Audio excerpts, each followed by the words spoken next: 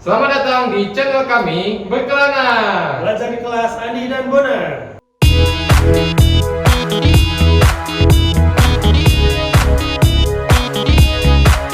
Halo, selamat sore sobat Berkelana semua. Kembali lagi kami setelah sekian lama. Mohon maaf, saya ada cuti alasan penting, jadi baru bisa buat Berkelana lagi. Hari ini spesial menyambut akhir tahun. Mas Andi mau memberikan langkah-langkah akhir tahun. Yeay! Jadi kita akan bahas apa aja, Mas Andi? Ya, hari ini kita membahas terkait dengan peraturan Dirjen Pengendara nomor 20 tahun 2020 terkait langkah-langkah dalam menghadapi akhir tahun 2020 ini. Jadi Berkelana kita pada hari ini beda ya, Bun ya.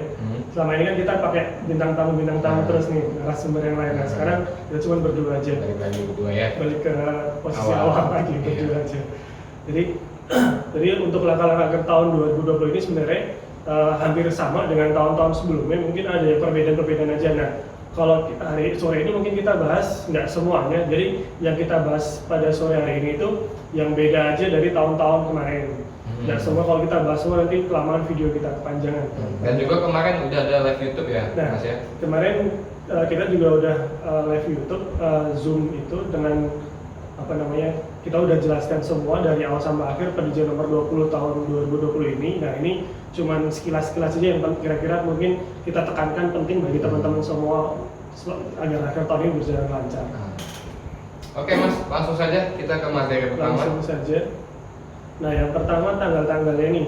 Jadi langkah-langkah akhir tahun ini di Dirjen ini dibagi dua bagian. Pertama yang dari 1 Oktober sampai dengan 23 Desember itu namanya langkah-langkah menghadapi akhir tahun. Nah, yang disebut akhir tahun sendiri itu dari tanggal 1 Desember sampai tanggal 23 Desember.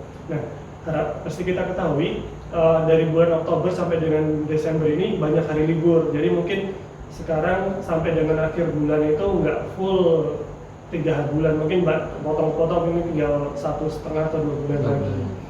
Jadi di akhir bulan Oktober ini udah ada 3 hari libur. Nanti di bulan Desember juga banyak hari libur.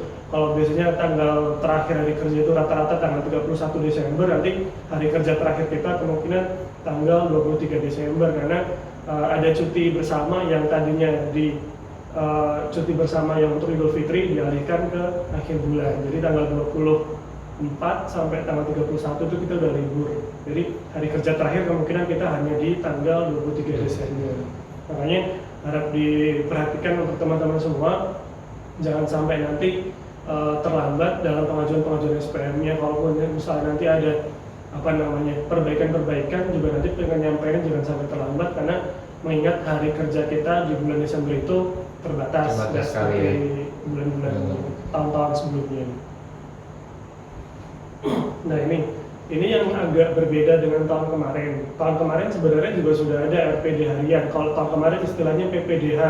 Ya. Nah, kalau sekarang istilahnya RPDH, rencana penarikan dana harian. Nah, yang beda dengan tahun kemarin, kalau tahun kemarin itu Satker bisa membuat PPDH itu berapapun pasti diterima di aplikasi. Nah, kalau yang tahun ini beda. Jadi jumlah rencana penarikan dana harian di bulan berkenaan itu sudah dipatok sebesar yang dibuat Satker di halaman 3 Dipanya. Jadi halaman 3 Dipanya di bulan Oktober berapa?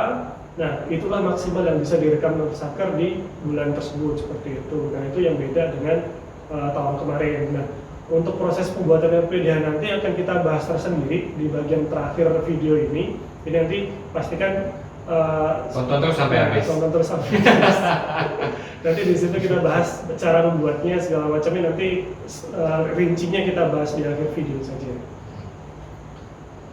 Berikutnya ini tanggal-tanggal yang krusial bagi kita semua. Ada hampir rata-rata sih per 2 minggu ya. Jadi yang pertama tanggal 12 Oktober itu nanti penyampaian SPM LS kontraktual yang BST-nya sampai dengan tanggal 30 September ini sudah lewat. Nah, untuk tanggal-tanggalnya mungkin nggak usah saya bahas satu persatu, nanti kepanjangan videonya nanti teman-teman bisa lihat sendiri di Dirjen nomor 20 tahun 2020. Nanti yang paling terakhir itu tanggal 17 Desember. 17 Desember itu untuk penyampaian SPMLS yang BST-nya tanggal 15 sampai dengan tanggal 31 Desember 2020. Untuk ini Mas Haji, untuk penolakan SPM gimana Mas? Nah, kembali lagi ke slide yang sebelumnya. Di sini ada tanggal sapu jagat istilah kalau saya bilang. Jadi semua SPM yang sebelumnya sudah pernah diajukan sebelum melewati batas waktu, kalaupun nanti misalnya ada penolakan, masih bisa diajukan lagi ke KPPN nanti paling lambat tanggal 21 Desember 2020. Nah itu nanti misalnya ada SPM yang dia misal BST yang sampai dengan tanggal 26 Oktober itu kan paling lambat menyampaikan tanggal 9 November. Nah misalnya Satker sudah pernah menyampaikan SPM sebelum tanggal 9, ternyata di tanggal 9 itu ada ditolak. Nah untuk perbaikannya bisa melewati tanggal 9 November tersebut, tapi harus melampirkan bukti penolakan atau bukti pengiriman SPM sebelum tanggal 9 tersebut. Sepanjang masih ada bukti penolakannya, masih bisa kita terima paling lambat tanggal 21 Desember. Berarti tanggal SPM nggak harus tanggal 9 ya Mas Andi ya? Ya, tanggal SPM tetap 2 hari kerja, maksimal 2 hari kerja dari tanggal penyampaian. Oke Mas, lanjut.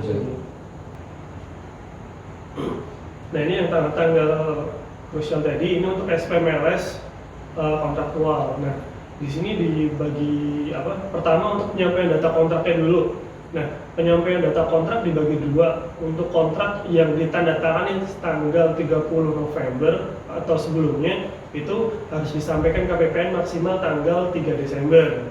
Nah, untuk kontrak-kontrak yang ditandatangani tanggal 1 Desember sampai dengan 31 Desember nanti, itu penyampaian data kontrak KPPN paling lambat 5 hari kerja setelah ditandatangani kontraknya.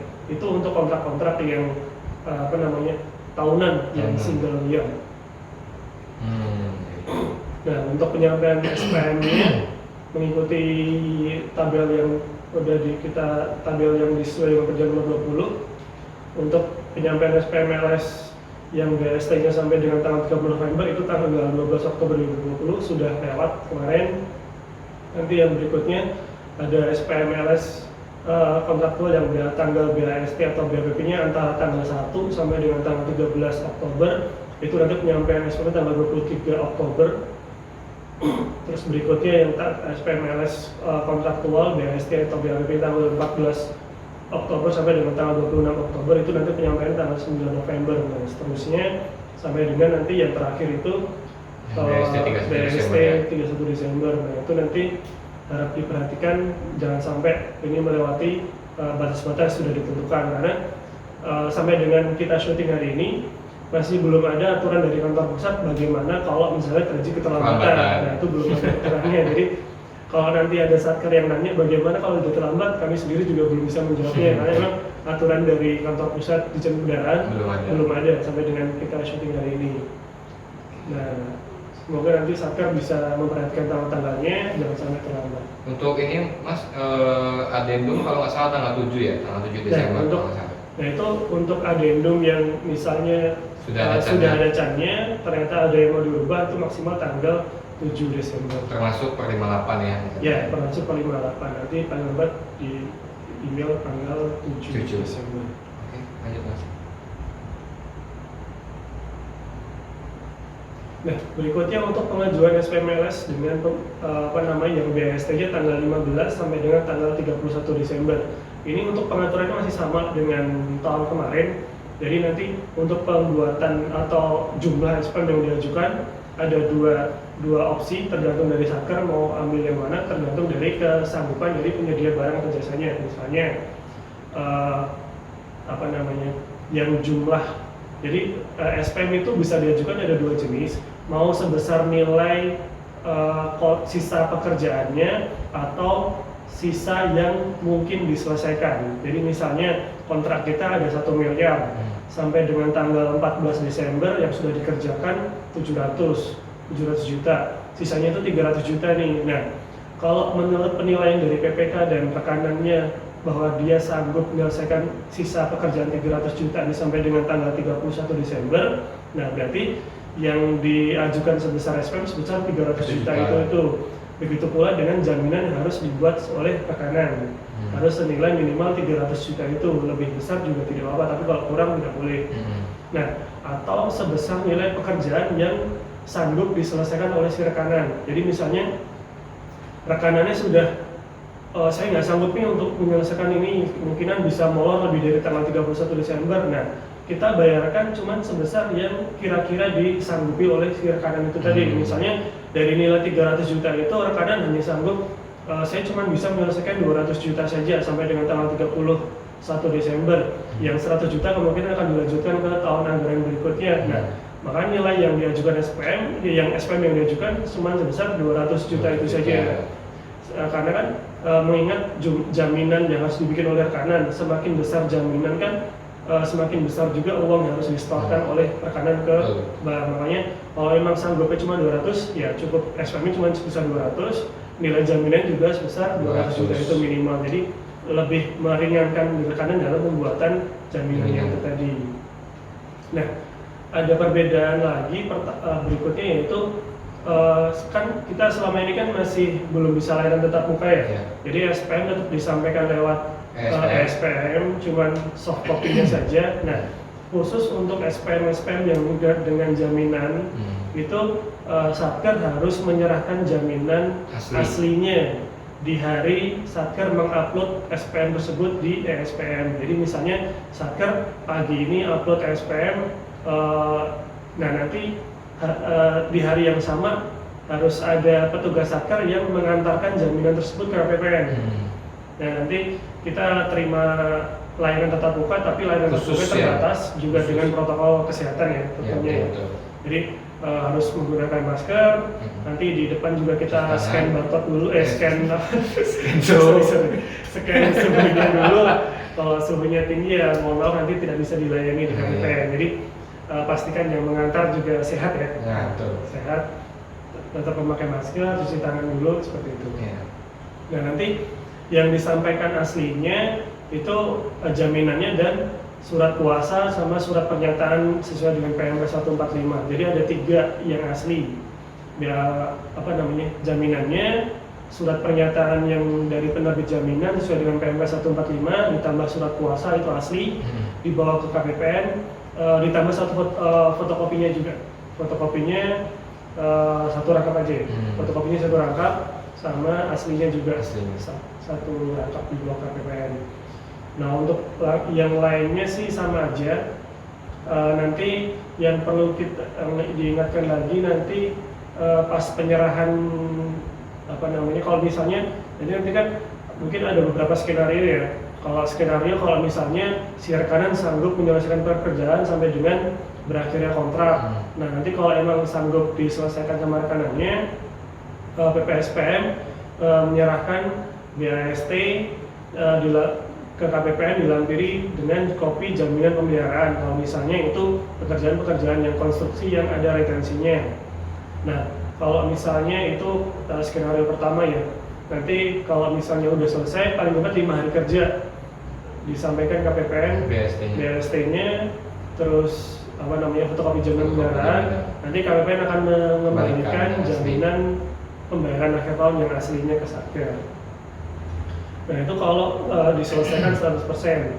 Nanti ada skenario yang berikutnya yaitu kalau rekanan tidak dapat menyelesaikan pekerjaan sampai dengan berakhir masa kontrak atau tanggal 31 Desember. Lewat tahun berarti ya? Ya, kalau misalnya pekerjaan tidak diselesaikan dan akan dilanjutkan kembali ke tahun anggaran berikutnya. Nah itu nanti KPA menyampaikan pemberitahuan ke KPPN dilampiri dengan kopi surat pernyataan kesanggupan dari rekanan. Nah nanti penyampaian ke KPPN itu dengan berita acara penyelesaian pekerjaan BAPP berapa persen yang sudah diselesaikan sampai dengan akhir kontrak atau tanggal 31 Desember, yang belum berapa. Nah nanti dari besaran yang disampaikan oleh Satker tersebut nanti KPPN akan mengklaim jaminan pembayaran akhir tahunnya sebesar sisa pekerjaan yang belum diselesaikan. Nah nanti akan kita setorkan ke kas negara sebagai pengembalian belanja kalau nanti proses pelaporan dari Satkernya dan proses pencairannya sebelum akhir tahun 2020. Tapi kalau sudah lewat tahun 2020 atau kita klaim di 2021, nanti kita store sebagai PNBP 42591 sekian. Nah itu kalau akan dilanjutkan ke tahun anggaran berikutnya. Nah skenario berikutnya kalau misalnya nanti karena tidak sanggup menyelesaikan dan diputus kontraknya. Nah kalau diputus kontraknya nanti di KPA atau PPK nanti menerbitkan surat pernyataan bahwa pekerjaannya bukan prestasi atau terjadi pemutusan kontrak, terus SPNP, SP3 pada penyedia barang dan jasa. Nah kalau yang ini nggak langsung kita klaim, tapi diberi kesempatan kepada si rekanan untuk menyetorkan sisa pekerjaan yang belum dikerjakan, berapa jumlahnya, berapa rupiahnya, nanti disetor melalui Simponi untuk pengembalian belanja atau PNBP itu tadi. Nah itu 7 hari kerja. Kalau lewat 7 hari kerja masih belum ada penyetoran dari pihak ketiga, barulah nanti diajukan untuk klaimnya. Seperti itu. Ini nggak semua kontrak kan ya Mas Andi ya, hanya kontrak yang sisanya di atas 50 juta ya? Oh iya, untuk ini hanya untuk kontrak-kontrak yang nilai sisa pekerjaannya masih di atas 50 juta. Kalau di bawah 50 juta nanti cukup diganti dengan SPTJM dari PPK. SPTJM sebagai penjamin dari PPK. Lalu format-formatnya nanti ada di Perdijen nomor 20 tahun 2020 formatnya. Nah ini Mas, kadang-kadang kalau di jaminan ini banyak pertanyaan ya. Yang biasa tuh kayak misalnya gini, dia sisa pekerjaan misalnya 47 juta sekian, tapi ternyata itu 47 itu belum termasuk retensinya. Nah berarti kan jika ditambah retensi dia tuh di atas 50 tuh. Nah itu termasuk dengan jaminan kah atau tidak? Nah kalau yang seperti itu kan bisa disebut retensi kalau misalnya pekerjaan itu sudah selesai. Nah kalau pekerjaan itu belum selesai, si pembayaran belum ada nih. Jadi makanya yang dihitung itu persentasenya. Jadi rekanan dan BPK pasti punya nilai persentase nilai pekerjaan yang belum diselesaikan. Nah persentase itu dikalikan dengan nilai kontrak awalnya berapa, apakah di bawah 50 atau di atas 50. Nah kalau itu di atas 50 ya harus dibikinkan jaminannya. Kalau itu nilai persentase dikalikan dengan nilai kontrak awalnya itu kurang dari 50, cukup dengan SPTJM saja. Terus satu lagi Mas, biasanya kadang dia selesai nih BST, cuman ada denda nih. Nah itu denda itu apa harus dipotong, apa harus kita klaim jaminan bank garansinya atau bisa setor langsung? Kalau misalnya ada denda, berarti kan dia lewat dari tanggal ya. Kadang enggak juga Mas, jadi misalnya dia pengadaan obat nih 100, cuma ada yang cacat, jadi yang bisa dibayarkan hanya 99 obat. Satu lagi itu dia nggak bisa dibayarkan, tapi pekerjaan sudah selesai sih. Nah, kalau denda itu namanya, kalau yang istilah denda itu berarti dia itu melewati batas waktu. Kalau yang seperti itu berarti itu nilai pekerjaannya di bawah dari nilai kontrak. Nah, kalau memang itu di bawah nilai kontrak berarti itu dianggap pengembalian belanja, bukan sebagai denda. Kalau denda itu adalah untuk pekerjaan yang melewati batas waktu. Misalnya pembelian barang, ternyata di kontraknya harusnya barang itu sampai di kita tanggal 16 Desember, ternyata baru sampai di kita tanggal 17 Desember. Nah itu kan berarti kan ada lewat 2 hari. Nah itulah yang disebut denda. Nah kalau memang itu denda, akun PNBP ya 425811. Nah itu bedanya antara denda dengan pengembalian belanja. Nah kalau misalnya ada denda seperti itu, lebih gampang kalau tekanan setor sih ya. Tapi kalau harus diklaim jaminannya, waduh, banyak yang harus kerja di sini. Satkernya harus mengajukan ke KPPN, KPPN juga harus jalan ke bank, nanti ngebank harus mencairkan, lebih panjang urusannya. Jadi kalau memang rekanannya lebih gampang kalau rekanannya yang menyetorkan uang tersebut untuk disetor ke Simponi atau kas negara. Oke, Mas Andi, lanjut. Nah, berikutnya untuk pengaturan TUP. Nah, ini agak berbeda dengan tahun kemarin dan tahun-tahun sebelumnya. Tahun-tahun kemarin dan tahun-tahun sebelumnya itu ada kayak semacam pengetatan izin penerbitan TUP ya. Nah, pengetatan itu salah satunya itu karena untuk mengantisipasi adanya TUP-TUP yang tidak dapat diselesaikan sampai dengan akhir tahun anggaran. Nah, untuk tahun 2020 ini seperti kita ketahui kan kita sedang dalam masa pandemi COVID, dan untuk pemulihan ekonomi nasional, penyerapan anggaran kita harus cepat, dituntut untuk semakin banyak penyerapan anggaran yang bisa kita laksanakan. Semoga dapat berdampak untuk pemulihan ekonomi nasional Indonesia. Nah, untuk mempermudah Satker dan mempercepat penyerapan anggaran, makanya ada kebijakan terkait dengan penggunaan dana TUP. Nah, ini ada dua jenis belanja. Pertama, untuk jenis belanja yang bukan untuk penanganan pandemi COVID-19. Nah, ini kalau biasanya untuk TUP itu satu kali pembayaran itu pada satu kali maksimal 50 juta, sekarang dinaikkan jadi 1 miliar. Jadi misalnya Satker ada mau pembayaran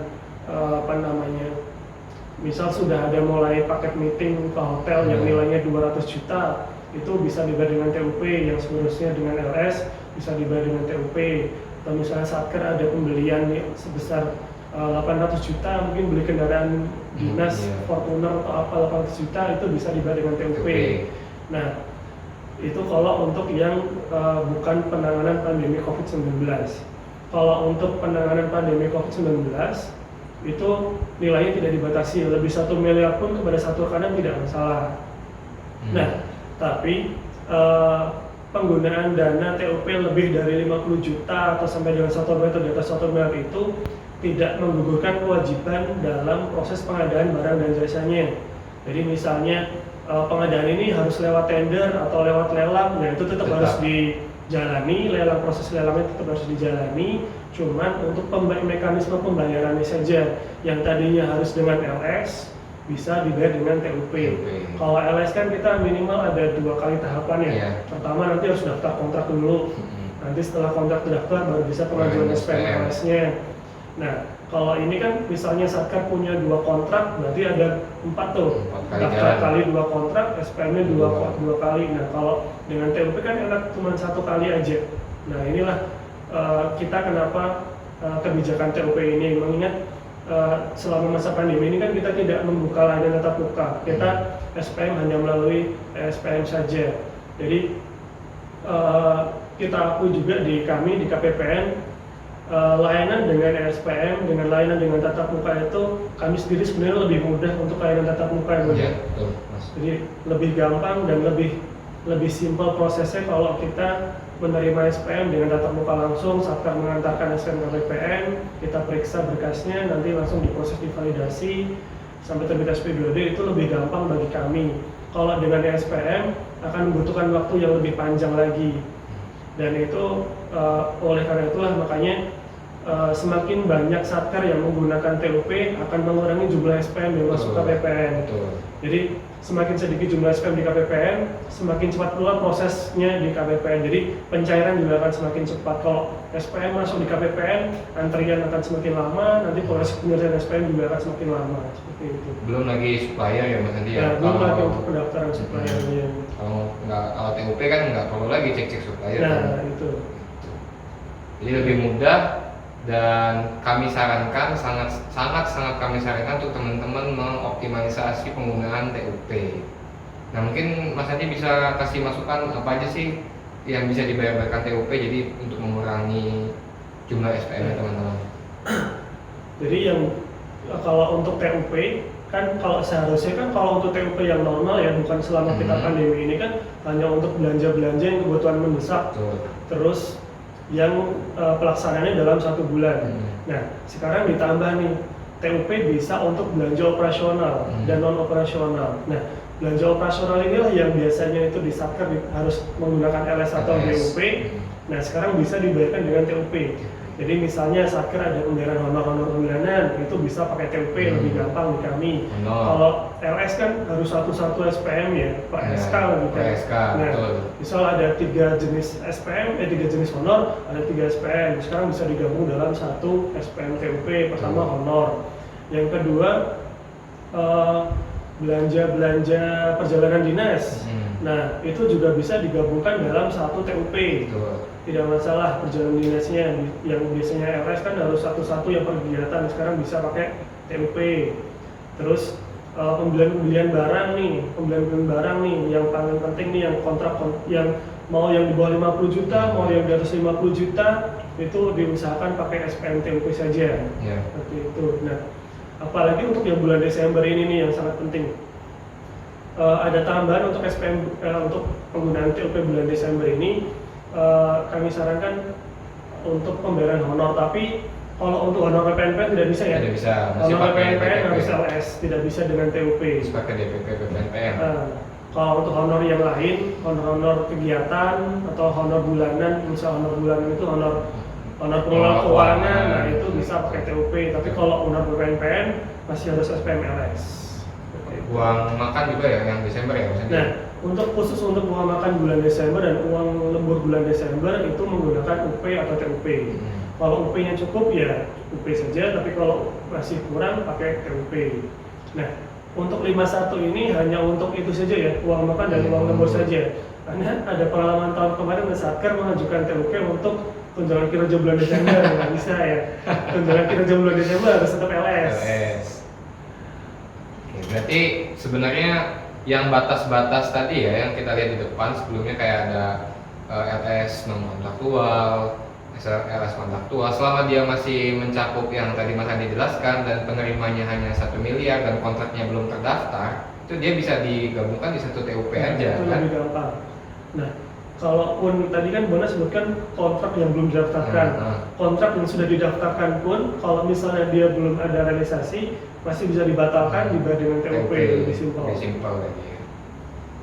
Oke, jadi kami sarankan dan ingatkan kembali teman-teman bahwa penggunaan TUP ini dapat mempermudah pekerjaan KPPN, pekerjaan juga teman-teman satker di sana, mengurangi penolakan kontrak, penolakan supplier.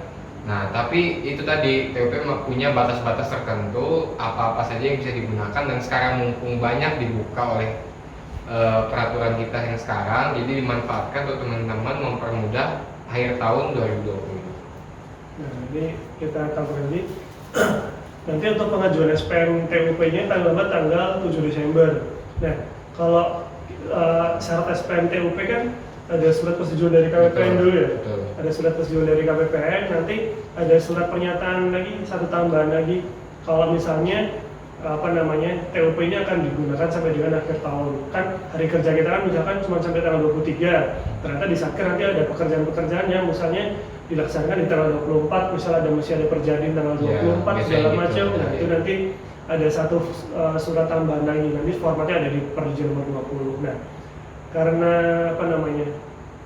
SPM itu harus disampaikan KPPN tanggal 7 Desember, di situ mewajibkan Satker melampirkan surat persetujuan dari KPPN, otomatis Satker permohonannya harus sebelumnya, Bon. Iya, sebelumnya. Nah, jadi Satker harus mengajukan permohonan TUP-nya itu paling lambat tanggal 4 Desember ya. Tanggal 4 ya. Nah, tanggal 7 itu hari Senin, jadi maksimal hari tanggal 4 itu Satker sudah harus masuk semua persetujuannya. Nanti kita terima sampai dengan hari kerja lah ya. Jam 5 nanti masih kita terima suratnya. Nanti berikan kami waktu untuk memprosesnya. Jadi nanti kan nggak mungkin kita juga kerjanya seperti kilat kan. Harus Satker masukin surat dari itu juga Masuk kita terbitkan lagi kan nggak mungkin. Jadi beri kami waktu untuk memproses surat tersebut permohonannya. Nanti kita periksa dulu kelengkapannya. Baik minimal itulah 1 hari kerja itulah. Jadi tanggal 4 dimasukin suratnya. Tanggal 7 sudah keluar surat persetujuan dari KPPN, Satker bisa langsung upload ke SPM. Gitu. Oke, lanjut terus ini. Ini ada lagi nih, penyetoran sisanya. Jadi kalau misalnya TUP-nya, misalnya Satker minta TUP 5 miliar, ternyata diperkirakan cuma habis 4,8, masih jadi 200 juta lagi, itu harus disetor paling lambat tanggal 23 Desember 2020. Kenapa tanggal 23? Karena tanggal 23 itu hari kerja terakhir kita di bulan Desember.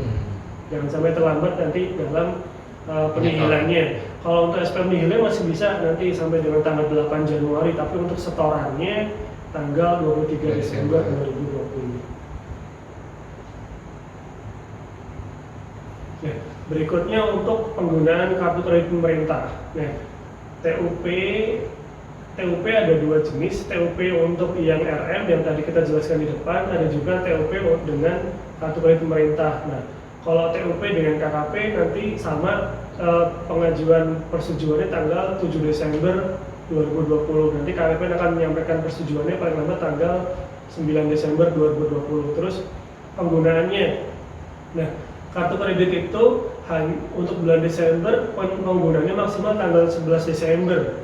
Jadi harap diperhatikan bagi satker petugas-petugas yang memegang kartu kredit yang biasa belanja dengan kartu kredit, nanti penggunaannya maksimal tanggal 11 Desember.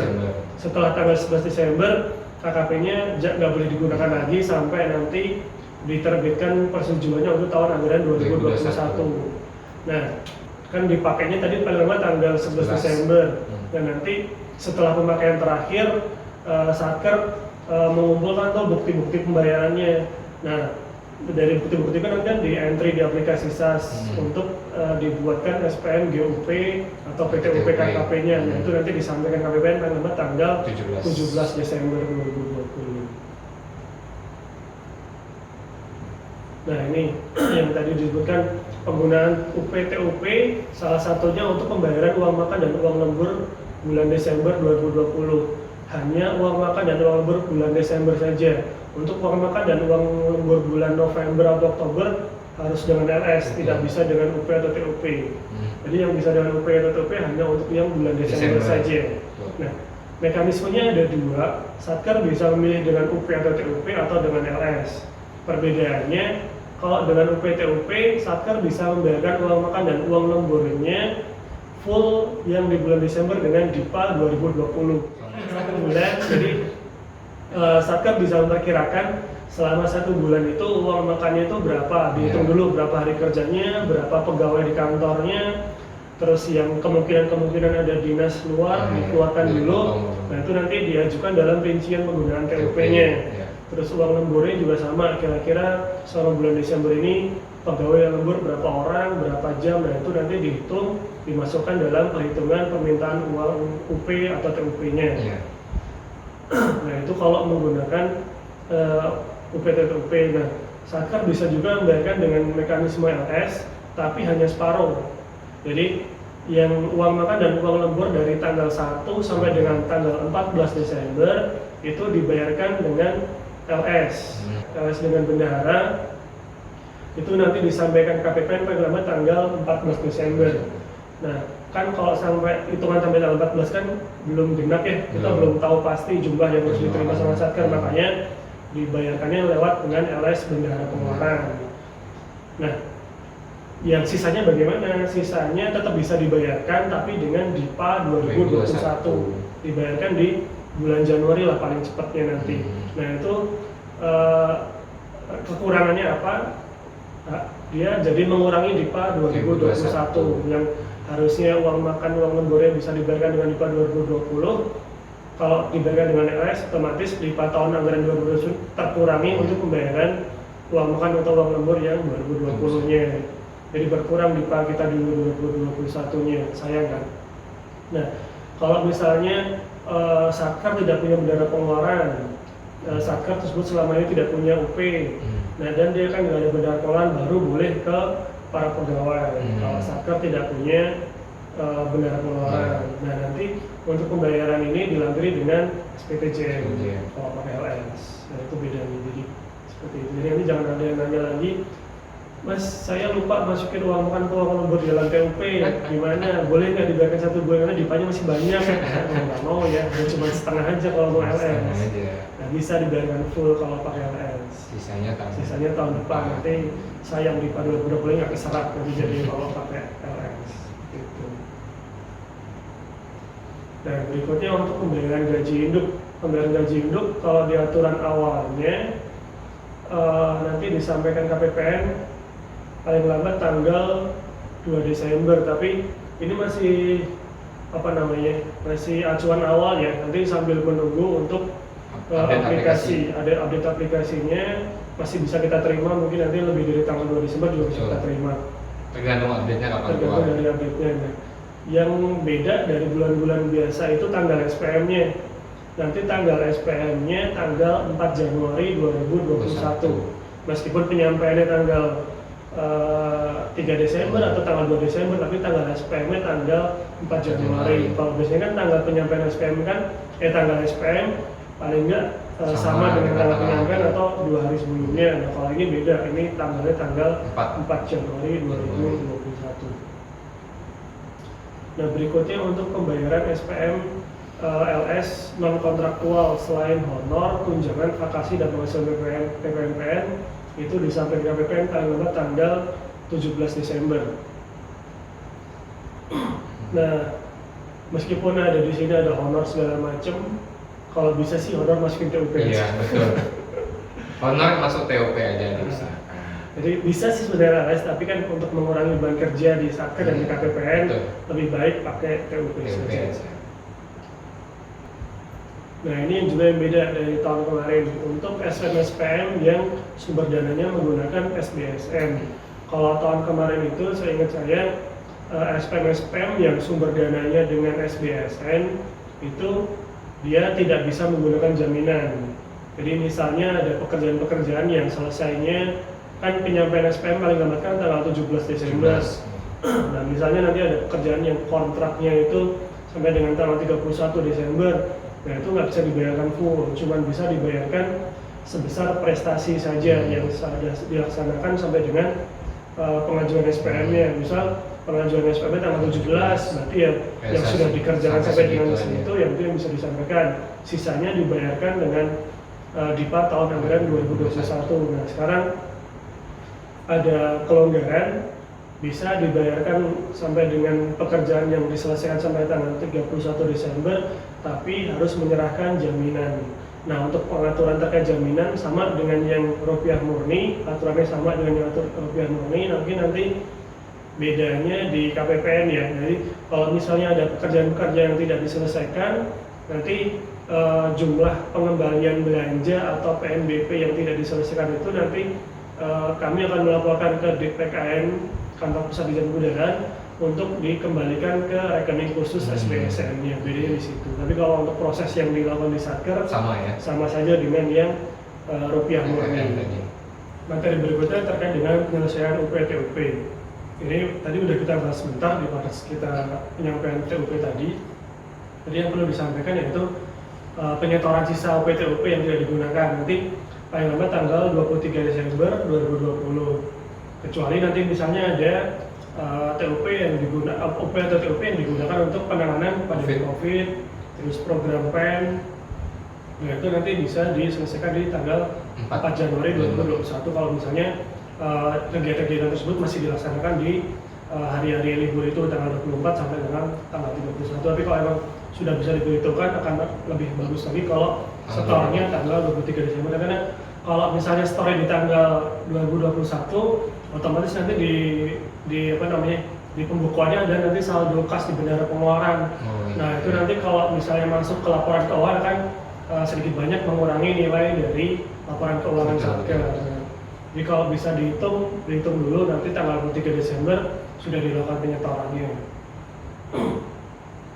Untuk SPM SPM nihilnya nanti disampaikan KPPN paling lambat tanggal 8 Januari 2021. Tanggal SPM-nya tetap tanggal 31 Desember 2020. Meskipun tanggal 31 hari libur, tetap ditanggali tanggal 31 Desember 2020. Jadi tadi sama ya, kalau gaji tanggal 4 Januari, kalau PTUP tanggalnya 31 Desember. Nggak sama dengan tanggal di mana SPM itu diajukan.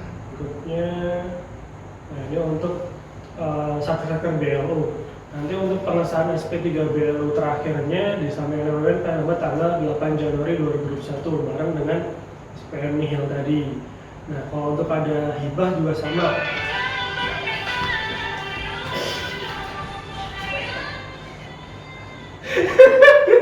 Stop nggak? Udah biar aja deh. Ya mas, mas. Materi berikutnya terkait dengan BLU ya, BLU dan hibah langsung.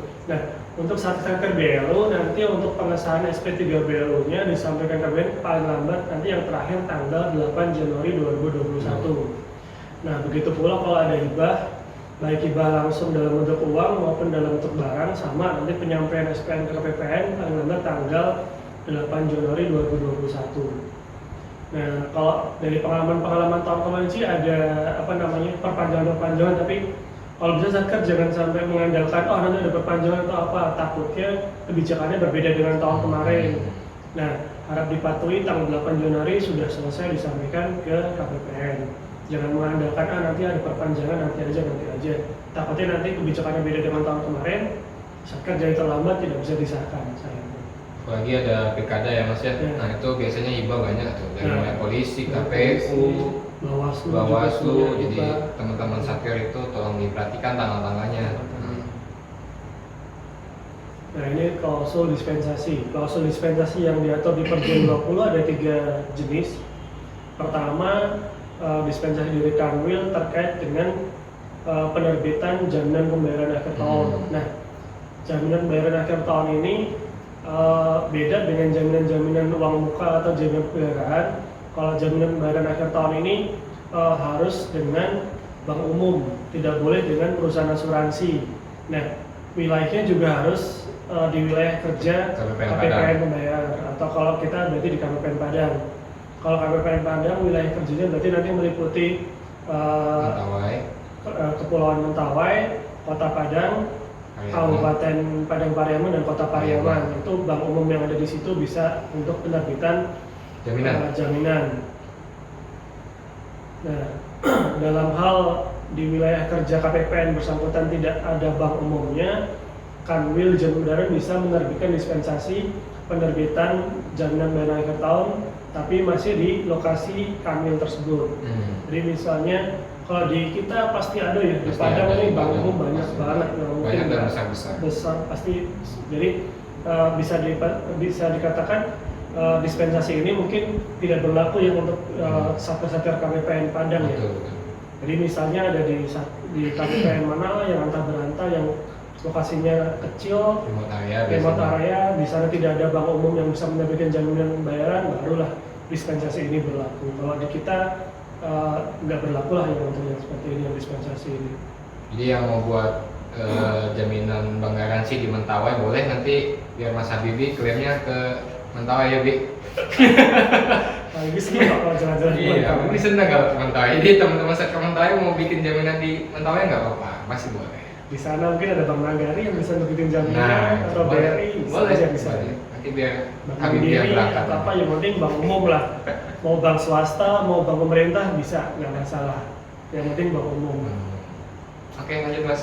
Berikutnya dispensasi yang kedua, ini apa namanya? Kalau untuk UP atau TUP yang digunakan untuk kegiatan-kegiatan yang yang terkait dengan penanganan pandemi COVID atau untuk program PEN pemulihan ekonomi nasional, itu misalnya ada UP yang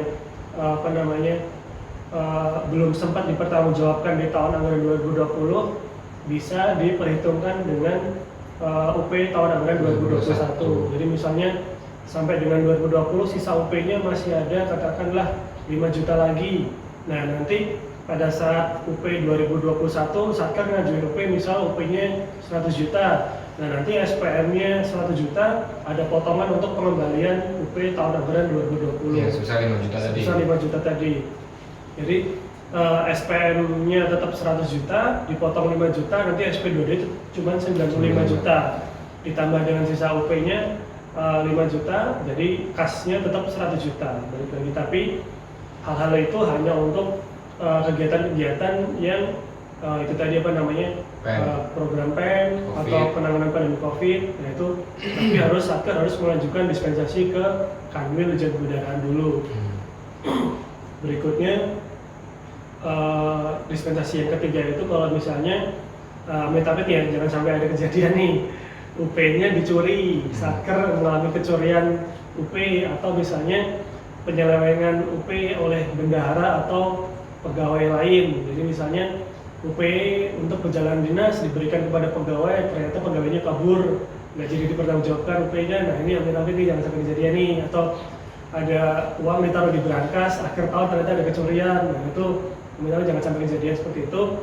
Nah untuk yang kasus-kasus seperti itu kan pastinya prosesnya lama tuh. Iya. Ada namanya penyelidikan segala macamnya lama tuh. Nah, kalau sepanjang UP tersebut belum dinihilkan 2020, Satker tetap bisa diberikan UP tahun anggaran 2021 meskipun UP tahun anggaran sebelum belum nihil, tapi harus mendapat dispensasi dari Kanwil Dirjen Kebudayaan seperti itu. Mungkin itu saja yang disampaikan terkait dengan peraturan Perjun 20 ya Bu. Oke. Berarti sekarang kita bahas tentang RPD tadi ya, Nah, RPD harian. kita bahas terkait dengan RPD harian. Pembahasan berikutnya yaitu kita terkait tadi yang janji kita di awal terkait dengan pembuatan RPD harian akhir tahun 2020. Nah, jadi ada kewajiban Satker untuk menyampaikan RPD harian untuk pencairan selama bulan Oktober, November, Desember 2020. Jadi kalau selama ini kan kita kenal RPD itu yang hanya untuk SPM-SPM besar saja ya, yang nilainya di atas 1 miliar, itu Satker 5 hari kerja sebelumnya sudah harus menyampaikan RPD harian. Iya. Nah, ini beda dengan yang itu. Yang itu tetap berlaku, yang ini ada tambahan lagi kewajiban Satker untuk menyampaikan RPD harian. Nah, kalau yang ini semua nilai SPM, mau yang SPM 5 nilainya 5 juta pun juga tetap harus menyampaikan RPD harian. Terus RPD hariannya juga beda dengan yang 1 miliar tadi.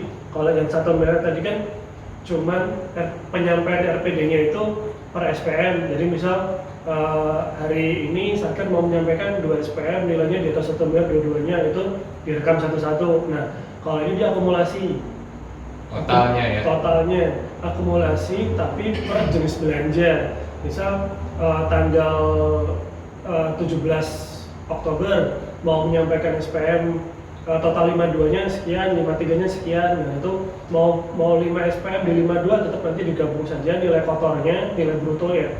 Nilai bruto yang sebelum ada potongan pajak atau potongan lain-lain itu dijumlahkan dulu yang 52-nya berapa, 53-nya berapa. Nah, itu nanti yang di-entry ke aplikasi. Nah, tapi sebelum meng-entry ke aplikasi, pastikan dulu nih RPD RPD bulanan yang di halaman 3 DIPA itu sudah sesuai.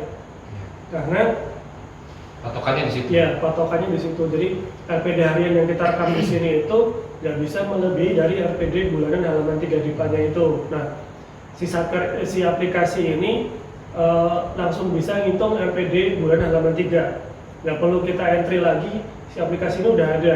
Karena pada saat Satker memasukkan data DIPA awal ataupun kalau sudah ada revisi-revisi itu, nah di ADK revisian atau DIPA awal itu sudah ada RPD halaman 3 DIPA-nya. Terbawa otomatis.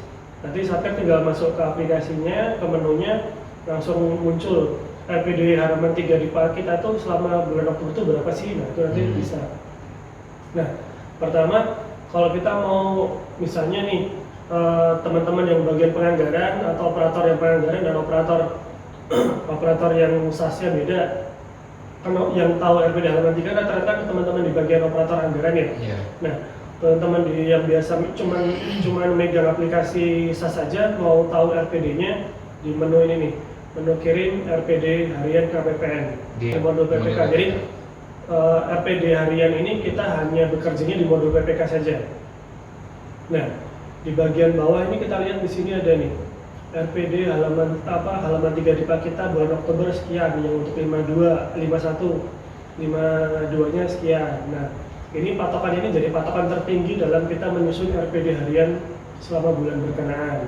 Ini bulannya ya. Nah, ini bulannya di atas ada filternya. Filternya ada Oktober, November, Desember. Ini tampilan bulan Oktober ya, kita klik yang bulan November.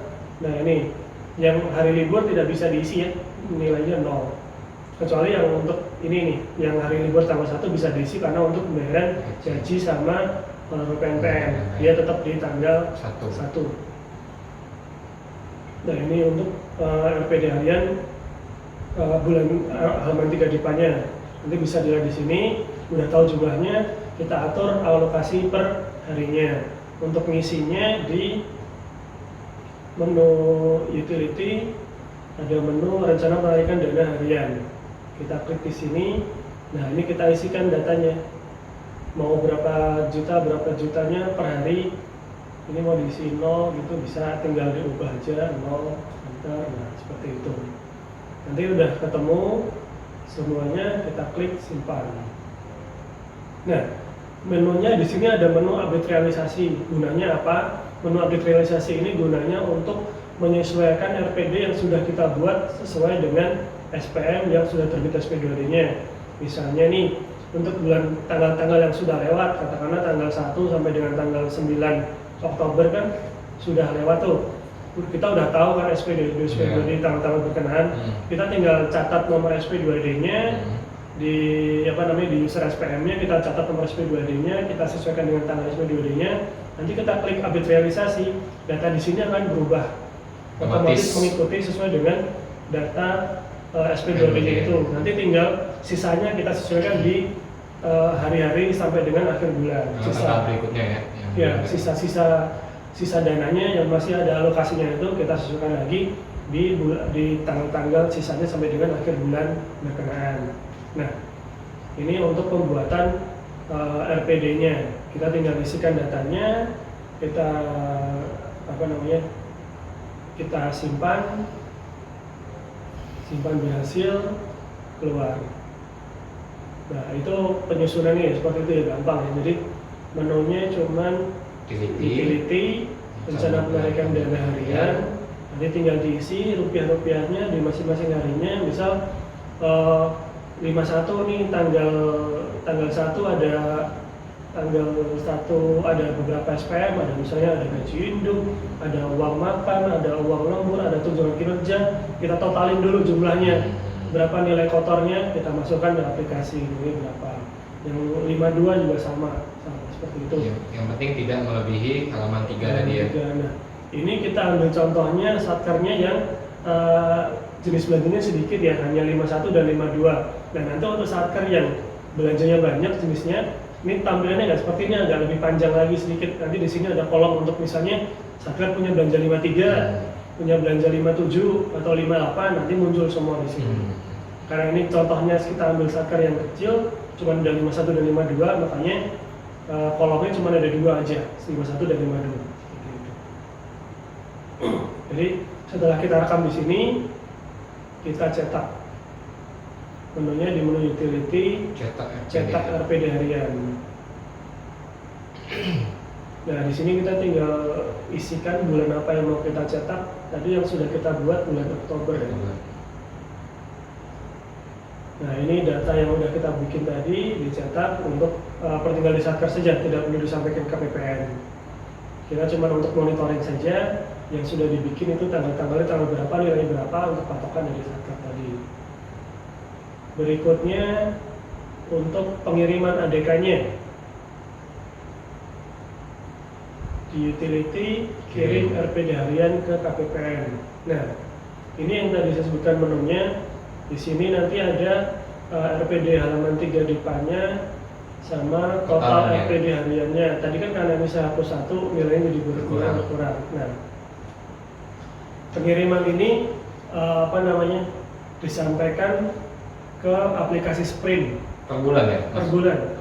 Jadi nanti karena kita ada 3 bulan ya yang harus wajib RPD ya, Oktober, November, Desember. Jadi nanti pada saat kita klik proses kirim ini, nanti ADK-nya langsung terbentuk 3 bulan, 3 file. Nah, nanti 3-3-nya diupload ke aplikasi Sprint. Nah, untuk pengiriman ke aplikasi Sprint-nya itu paling lambat 1 hari sebelum pencairan. Jadi misalnya sekarang hari Rabu nih, mau penyampaian untuk SPM hari Kamis, paling lambat hari Rabu ini sebelum jam 5 sore sudah harus diupload di Sprint. Jangan sampai terlambat, nanti kalau sudah lewat tanggal 5, sudah lewat pukul 5 sore, datanya udah nggak bisa ditarik di KPPN. Untuk yang hari itu? Iya, yang untuk hari Kamis sudah nggak bisa ditarik lagi, karena di KPPN di cut off-nya di pukul 5 sore itu, nanti akan kita ambil datanya, nanti sebagai validasi di kami ini jumlah RPD-nya melebihi atau enggak, seperti itu. Kalau melebihi tidak bisa mengajukan SPM tersebut ya, Mas? Seharusnya. Seharusnya seperti itu, tapi demi untuk program penyerapan anggaran ini, ada dispensasi-dispensasi untuk kebutuhan keadaan-keadaan yang mendesak. Misalnya ada SPM perbaikan nih, baru tahu penolakannya udah lewat jam 5 sore. Jadi kan belum sempat bikin RPD hariannya, nah itu silakan diajukan SPM-nya, tidak apa-apa.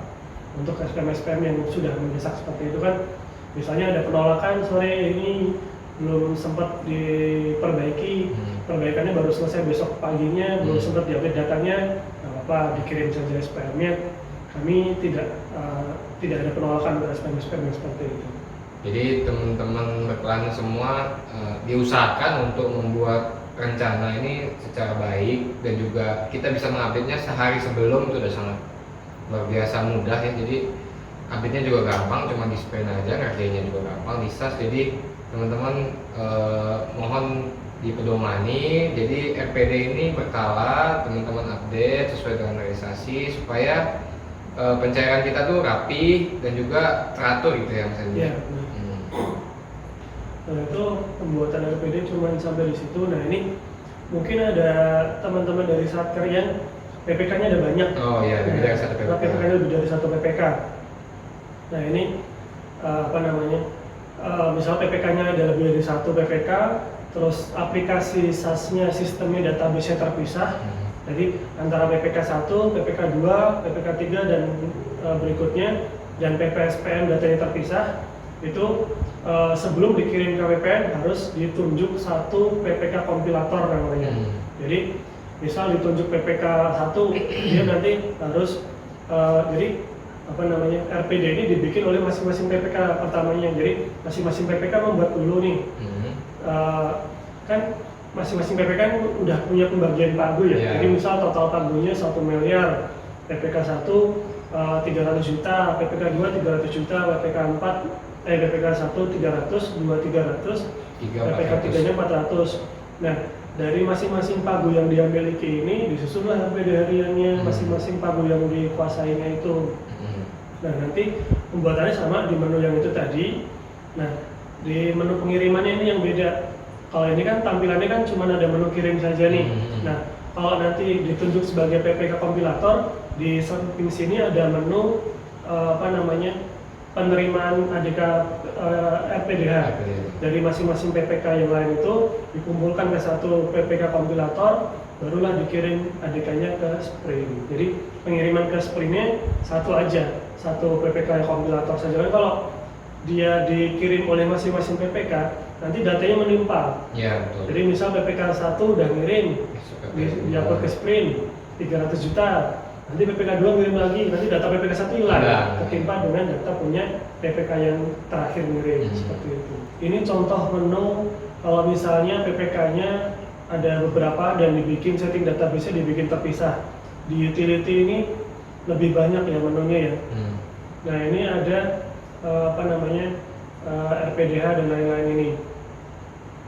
Nah, kalau sebagai kompilator bedanya di sini nih.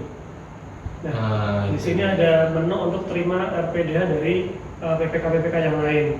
Jadi kompilator nanti sifatnya menerima ADK PPDH dari PPK-PPK yang lain. Setelah datanya lengkap, barulah diklik yang menu kirim ini. Nah, itu nanti baru dia terima datanya, baru nanti dikirim ke Sprint. PPK mana saja bisa jadi kompilator kan? PPK mana saja bisa jadi kompilator, tergantung nanti ditunjuk dari satkernya siapa yang mungkin yang lebih standby di kantor mungkin itulah yang jadi kompilator atau yang pagunya paling besar. Nah, setelah kita dikirim ya Mas? Setelah dikirim nanti kita upload ADK-nya ini ke Sprint. Ini kita coba untuk kirim dulu ya. Kita tunjukkan dulu bentuk ADK-nya seperti apa.